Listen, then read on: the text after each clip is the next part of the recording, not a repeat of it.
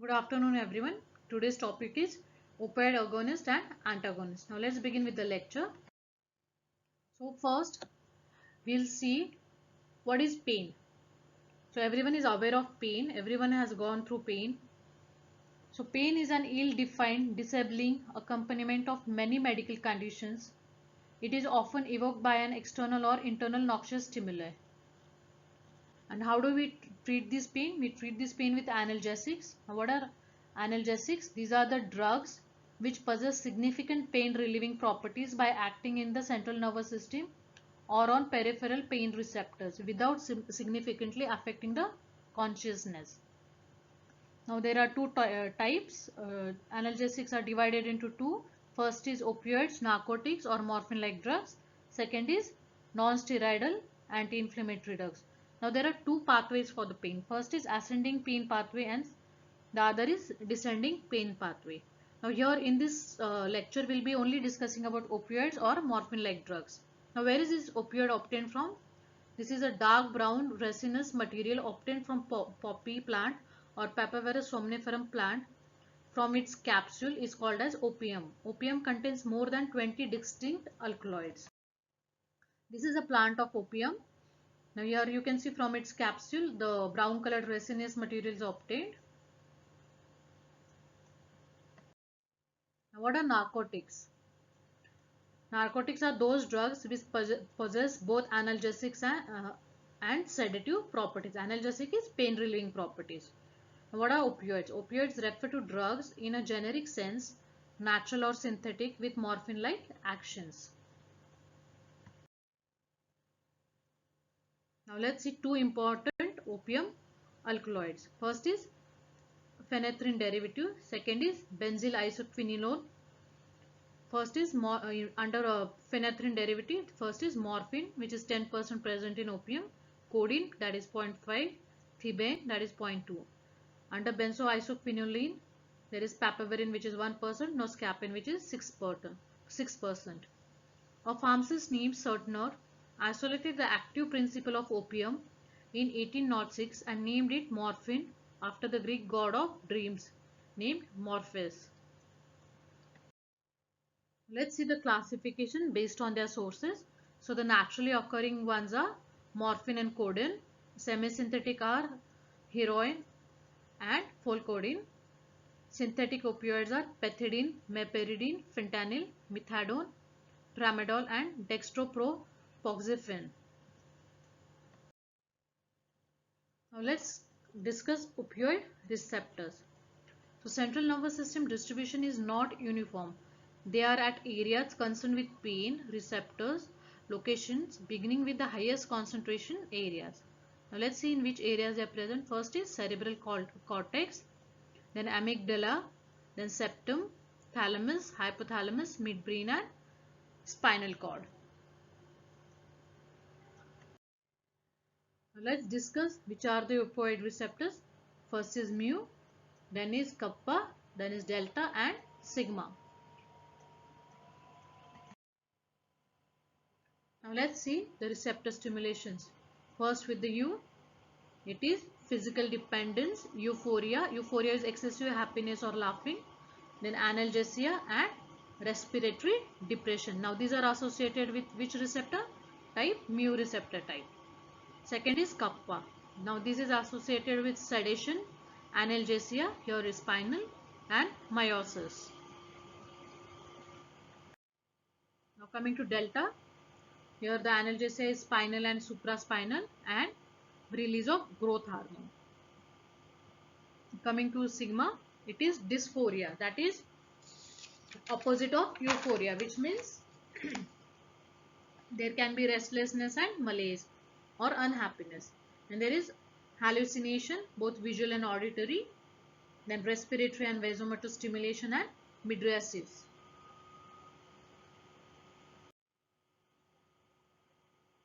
Now let's discuss the agonist, partial agonist, agonist and antagonist and pure antagonist. So under this heading pure agonist we have morphine, pethidine, codeine, which acts on which receptors? Which they act on mu, delta and kappa. Coming to partial agonist, it is buprenorphine. They act on mu receptor. Then coming to agonist and antagonist, these are pentazocine, nalorphine, nalbuphine, butorphanol. The agonist here acts on delta and kappa, and antagonist acts on mu receptors. Now coming to the pure antagonists, here are naloxone, naltrexone and nalphamin. Now these act at mu, delta and kappa receptors.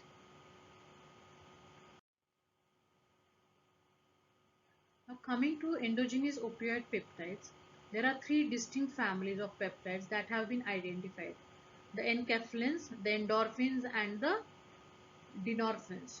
Each family is derived from a distinct precursor polypeptide. We'll be discussing this in details in further slides. These precursors are now designated as proenkephalin, also proenkephalin A, propyomelacontin, that is POMC, and prodinorphin, also proenkephalin B. Now coming to enkephalins, now these they are the 5 amino acid long chain. Also they have met enkephalin, that is methionine at the position 5, and LEU, that is leucine enkephalin, that is at the leucine at present at the position 5.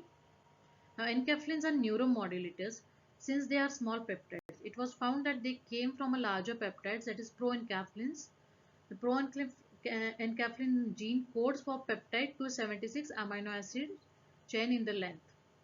Cleavage of proenkephalin gives 4 to 5 pieces of activated enkephalins. Now these enkephalins have higher affinity to delta receptors as compared to mu and kappa. Now coming to endorphins. Now these have higher affinity to mu receptors and delta receptors as compared to kappa.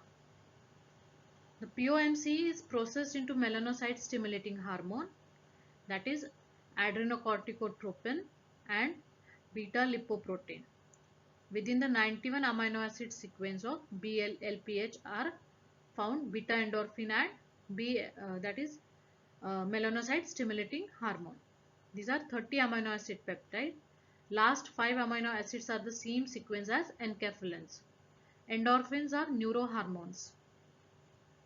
We have already discussed neurohormones, neuromodulators in previous lectures. Conservation between species are little different, and there is little difference in humans. Now coming to prodinorphin. It yields more than 7 peptide that contains leucine and enkephalin, including dynorphin, that is A1:17, which can be cleaved further to dynorphin amino acid 1:8, dynorphin B 1:13, and A and B neoendorphin, which differ from each other by only one amino acid chain sequence. Now coming to the pharmacokinetics. First is, let's see about its absorption. It is readily absorbed from GI tract, nasal mucosa, lungs, and then subcutaneously, intramuscularly and by intravenous route. It is bound free. Morphine accumulates in kidney, lung, liver and spleen. Central nervous system is the primarily site of action, that is for sedation and analgesia. Now let's see about its metabolism and excretion. Metabolic transformation in liver, conjugation with glucuronic acid, excreted by kidney. The half-life is 2.5 to 3 hours. It does not persist in body tissue. Morphine 3-glucuronide is in main excretion product. About 90% is lost in first day. Duration of 10 mg dose is up to 3 to 5 hours. Now let's see how morphine is administered. Oral morphine not given due to erratic oral availability. Significant variable first pass metabolism effect from person to person and have intraspecies effect. That is, same dose will vary from person to person or from day to day. IV morphine acts promptly and its main effect is at the CNS, that is central nervous system.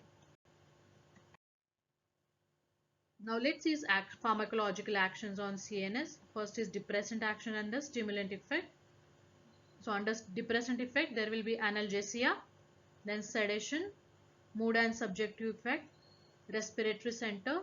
It will be depressing respiratory center, cough center, then temperature regulating center and vasomotor center. It will be stimulating CTZ, Edinger-Westphal nucleus, vagal center, cortical and hippocampal area. Now let's see, central nervous system is the primary site of action of morphine. So it will cause what? It will cause first analgesia, sedation, euphoria, mood change and mental cloudiness.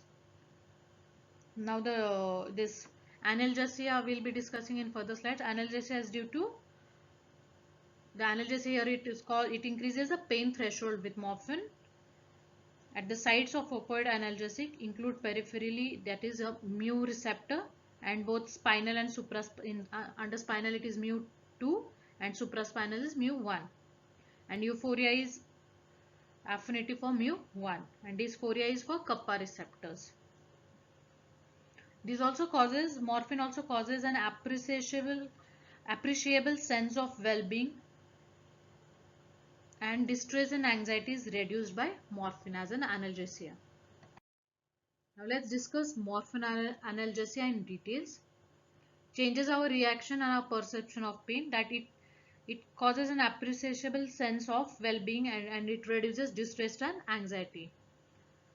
As we've already discussed earlier, it increases the pain threshold.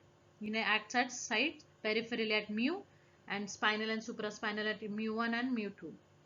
So severe cancer pain is tolerated more when person is given morphine, as it decreases distress and restlessness. Relieves all types of pain, but most effective against continuous dull aching pain. Sharp stabbing shooting pain is also relieved by morphine. Morphine given to a pain-free individual will cause first experience of dysphoria. Dysphoria is restlessness and malaise that is not experienced in a person with pain. A person with pain will feel much better because his distress and anxiety will be relieved and pain will be relieved. What is morphine sedation? Morphine causes sedative effect but no loss of consciousness. Now, what is morphine euphoria? We've already seen it during euphoria. It acts on mu1. There is sense of well-being, and that is why it causes euphoria. So it is mostly abused drug. Let's see. We've already seen the effects of morphine on respiration. We've seen it depresses the respiratory center. So there is a primary and continuous depression of the respiration related to the dose. Decrease rate, decrease volume and decrease tidal exchange. So morphine will always depress the respiratory center. Mu receptor activation produces respiratory depression, which increases in dose can cause further respiratory depression. So with increasing dose, it will cause further respiratory depression.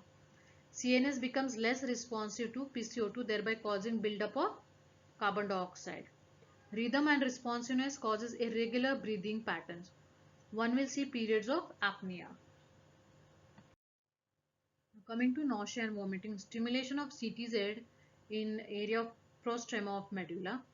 Stimulation by stretch receptors causes nausea and vomiting. It has afferents from gut and ear. It is involved in motion sickness. Now coming to the pupil size, morphine causes miosis. It causes pinpoint pupil. Here the kappa receptor, this is an effect of kappa receptor, pinpoint pupils. Pinpoint pupils still responsive to bright light.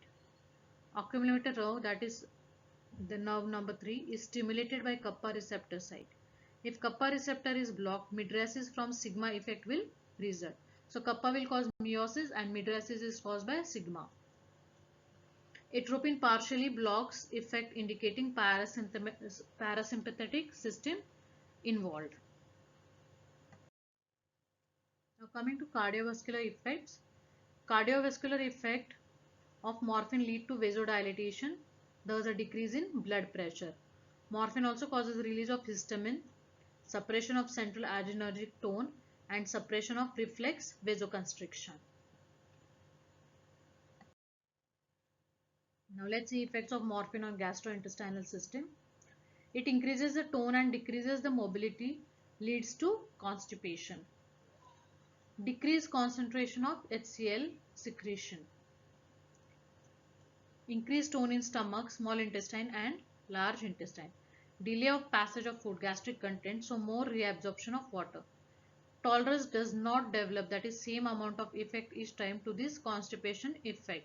So tolerance is never developed to the effect of constipation, but it can develop tolerance to analgesia, euphoria and other actions, but not to constipation. Let's see the neuroendocrine effects. It inhibits the release of gonadotropin releasing hormone and corticotropin releasing factor, thus decreasing circulating concentration of luteinizing hormone, follicle stimulating hormone and beta endorphin. The last two peptides are usually released simultaneously from corticotropes in the pituitary. As a result of the decreased concentrations of pituitary trophic hormones, the concentrations of testosterone and cortisol in the plasma decline. Secretion of thyrotropin is relatively unaffected. So these were the neuroendocrine effects. Now let's see the adverse effects associated with morphine. It will cause dysphoria, constipation, mental clouding, vertigo, headache, fatigue, paresthesia and biliary colic. Then it will develop intolerance, respiratory depression, constipation, drug dependence, as it is mostly abused drug because of euphoria, and acute morphine poisoning. So now let's speak about tolerance to morphine. It causes nausea, analgesia, sedation. So the tolerance will be developed for nausea, analgesia, sedation, respiratory depression, cardiovascular and euphoric effects. But the tolerance won't be developed for meiosis and constipation. Let's see the overdose of morphine. Excitatory and spinal reflexes, high doses of many opioid causes convulsions due to stimulation at sigma receptor.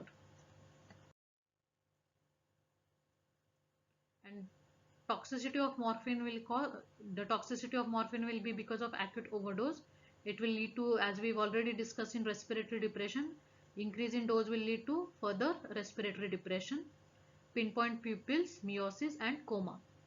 Now the treatment here is establish adequate ventilation. The opioid antagonist, that is naloxone. Now let's see what is naloxone. It has no agonist activity. It displaces morphine from all receptors, reverses all the effects of morphine. So it is an antagonist of morphine. Its effects are immediate, that starts within 3 to 5 minutes.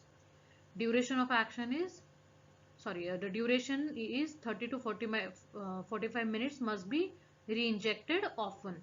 After 45 minutes, you should re-inject it. Now let's see therapeutic uses of morphine.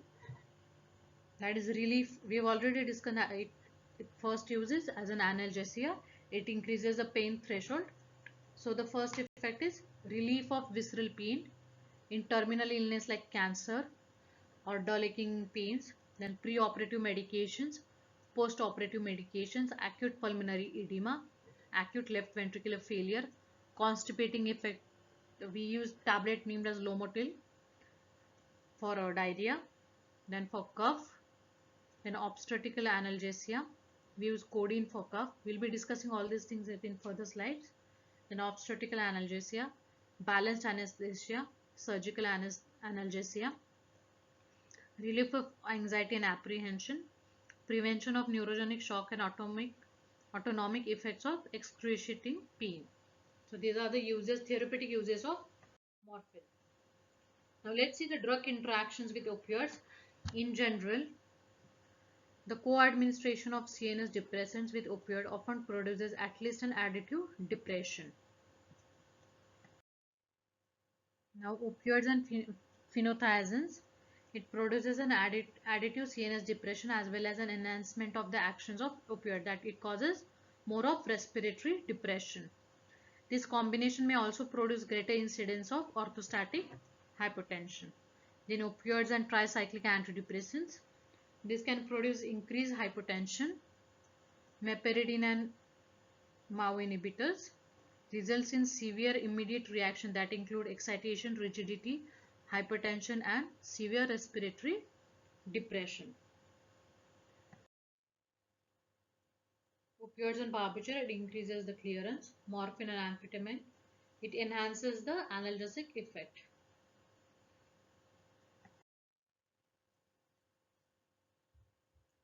Let's come to codeine, which is used for cough. 110 the potency of analgesic properties of morphine. It is absorbed readily from the GI tract. The absorption is more regular than the morphine and more predictable. It is given orally. It's mostly used in cough syrups. Metabolized like morphine through glucuronic acid. Physical dependence is necessity of the drugs, so you don't go through withdrawal. Tolerance and physical dependence is protracted from the morphine since the potency of codeine is low. Withdrawal from codeine is mild in relation to morphine. Antitussive drug for, it is used as an antitussive drug for cough. So this was about codeine. Now coming to heroin or diacetylmorphine. It is anywhere from 3 to 4 times the analgesic potency of morphine. It is the most lipophilic of all the opioids. Morphine is the least lipophilic of all the opioids. Opioid withdrawal is not fatal with diacetylmorphine. When heroin is ingested, it crosses the blood-brain barrier rapidly, whereas in morphine crosses slowly, where it is hydrolyzed to monoacetylmorphine, and then it is hydrolyzed to morphine, making more of the drug in the brain, making it 3 to 4 times more potent. Withdrawal symptoms of heroin are similar to morphine but more intense. That is, there is rebound effect. It will show mydriasis, diarrhea, vasoconstriction, dysphoria. Now coming to hydromorphine. It is a strong agonist, 9 times more potent than morphine, more sedation than morphine, so less euphoric feeling, so it has less euphoric feeling, so not much abused. Less constipation, does not produce meiosis. Tolerance and physical dependence is more intense than morphine because of its high potency. It is 9 times more potent than morphine. Respiratory depression is as same as morphine. Now coming to fentanyl. It is a synthetic drug. It has a different structure than that of a morphine. It is 80 to 100 times more potent than morphine. It is rapidly acting drug used as a pre-operative medication. It's short acting. It lasts, the time is 30 to 45 minutes. Onset of action is within 5 minutes. It has very high potency. It is highly abused, also known as China White as a street name. Now coming to meperidine. It was produced in 1940s, wanted drug with less addictive liability than morphine, but it has same addictive liability as morphine. Same CNS actions as morphine, sedation, analgesia, respiratory depression, and also potency same as morphine. Unlike morphine, it will cause more respiratory depression, more bronchoconstriction activity, less constipation, no antitussive activity. It causes mydriasis, not meiosis. Toxic effects are similar to that of atropine. Drug is absorbed orally. Drug is mostly abused by healthcare professionals due to its availability. Withdrawal is similar to morphine. Now coming to methadone. Here, methadone has a similar pharmacological activity and same potency as morphine. It has a long duration of activity. It is absorbed well orally. Its duration of action is 60 to 20 hours. It is a powerful pain reliever or a powerful analgesic. It is used for maintenance programming for a narcotic treatment. And its duration of action is also up to 60 to 20 hours. Now coming to difenoxylate, which is also commonly known as Lomotil.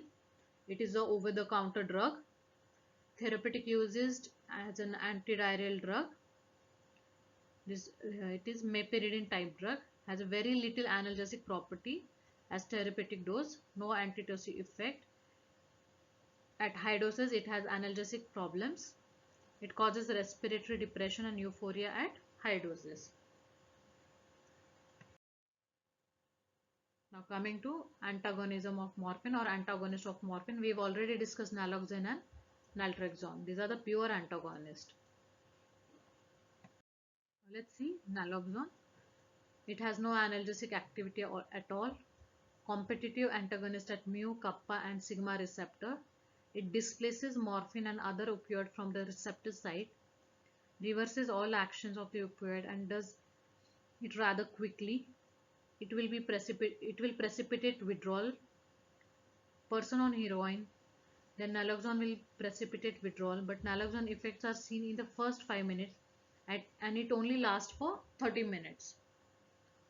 It increases blood pressure, metabolized same as morphine through glucuronic acid and excreted through kidney. So this was about naloxone, antagonist of morphine.